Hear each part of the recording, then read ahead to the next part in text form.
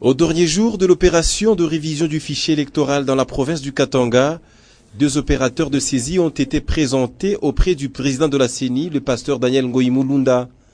Ils sont accusés d'avoir accédé à la base des données de leur centre et endommagé plusieurs fichiers, faisant ainsi disparaître les noms de plusieurs enrôlés.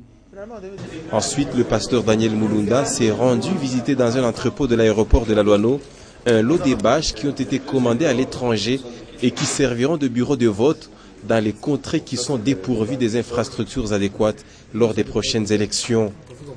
Puis, avant de s'envoler pour Kamina, où sera clôturée officiellement l'opération de révision du fichier électoral, le pasteur Daniel Ngoï Mulunda a justifié le choix porté sur cette ville du Olomami. Le cas de la ville de Kamina se justifie par le fait qu'il y a eu beaucoup de problèmes dans le Olomami. Pendant la révision des fichiers, beaucoup de machines étaient en panne. Jusqu'à la semaine dernière, les gens se plaignaient.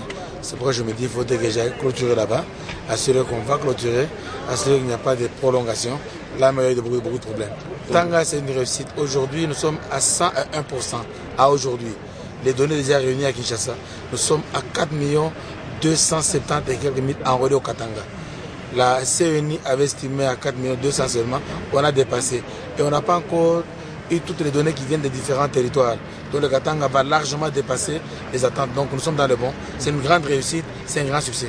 Et qu'en est-il au sujet de 2 présumés chipoteurs de la base des données de la CENI?